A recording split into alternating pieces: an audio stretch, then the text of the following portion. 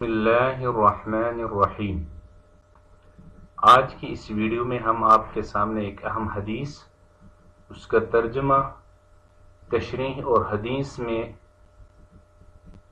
حدیث کے متن سے جو نکات ہمیں سمجھ میں آتی ہے ان نکات کو بیان کریں گے۔ آپ سے گزارش ہے کہ ہمارے چینل کو سبسکرائب کیجیے اور ویڈیوز کو دوسروں کے ساتھ بھی شیئر کیجیے۔ جزاکم اللہ خیر۔ عن عائشة رضی اللہ عنہا انہا قالت ما خیر رسول اللہ صلی اللہ علیہ وسلم فی امرین الا اختار ایسرہما ما لم یکن اسما فإن كان اثما كان ابعد الناس منه ومن تقم رسول الله صلى الله عليه وسلم لنفسه إلا أن تنتهك حرمة الله تعالى فينتقم لله بها۔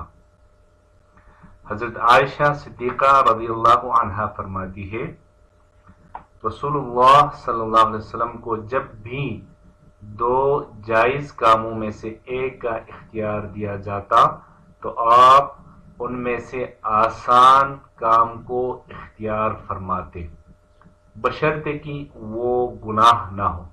اگر اس میں گناہ کا پہلو ہوتا تو آپ صلی اللہ علیہ وسلم لوگوں میں سب سے زیادہ اس سے دور رہتے، اور رسول اللہ صلی اللہ علیہ وسلم نے کبھی اپنی ذات کے لیے کسی سے بدلہ نہیں لیا، البتہ جب اللہ سبحانہ و تعالیٰ کی حدود اور حرمتوں کو پامال کیا جاتا تو اللہ کے لیے اس پر مواخذہ فرماتے تھے۔ یہ حدیث حضرت عائشہ رضی اللہ عنہا سے مروی ہے اور صحیح بخاری، صحیح مسلم، سنن ابی داود میں موجود ہے۔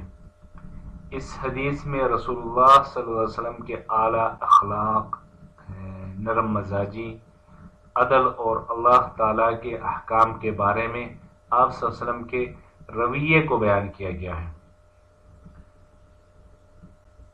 حدیث کا جو پہلا حصہ ہے وہ ہمیں یہ بتاتا ہے کہ نبی کریم صلی اللہ علیہ وسلم ہمیشہ آسانی اور سہولت کو پسند فرماتے تھے جب تک کہ اس میں کوئی شرعی خرابی نہ ہو۔ اللہ سبحانہ و تعالیٰ فرماتا ہے یرید اللہ بکم الیسر ولا یرید بکم العسر، یعنی اللہ تمہارے لیے آسانی چاہتا ہے اور تنگی نہیں چاہتا۔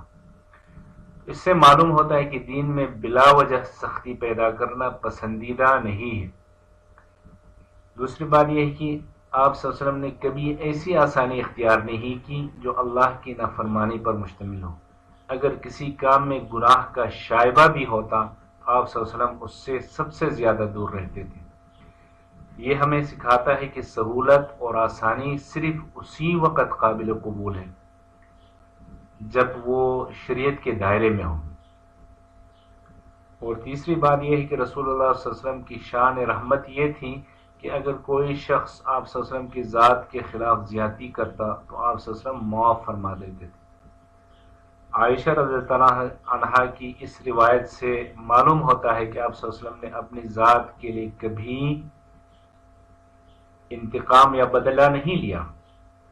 یہ اخلاق نبوی صلی اللہ علیہ وسلم کا ایک عظیم نمونہ ہے۔ حدیث کے آخری حصے میں یہ بتایا گیا ہے کہ جب اللہ سبحانہ و تعالیٰ کی حدود یا احکام یا حرمتوں کی خلاف ورزی کی جاتی تو آپ صلی اللہ علیہ وسلم خاموش نہیں رہتے تھے بلکہ شریعت کے مطابق کارروائی فرماتے تھے۔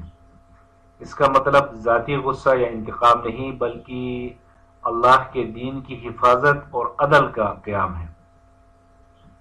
اس حدیث سے ہمیں کچھ عملی سبق بھی ملتے ہیں، جیسا کہ جائز امور میں آسانی اختیار کرنی چاہیے، دین میں بے جا سختی سے بچنا چاہیے، اسی طرح گناہ اور نافرمانی سے مکمل اجتناب کرنا چاہیے، ذاتی معاملات میں معاف کرنے اور درگزر کرنے سے کام لینا چاہیے، اللہ کے احکام اور دین کی حرمت کا احترام کرنا چاہیے، فیصلوں میں اعتدال، رحم اور انصاف کو ملحوظ رکھنا چاہیے۔ خلاصہ یہ ہے کہ یہ حدیث رسول اللہ صلی اللہ علیہ وسلم کے عظیم اخلاق کا جامع بیان ہے۔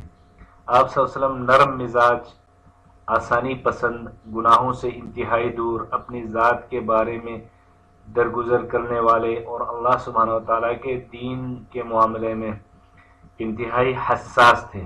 ایک مسلمان کے لیے بہترین نمونہ یہی ہے کہ وہ زندگی کے معاملات میں آسانی، معافی، اعتدال اور اللہ سبحانہ و تعالیٰ کی اطاعت کو اپنا شعار بنائے۔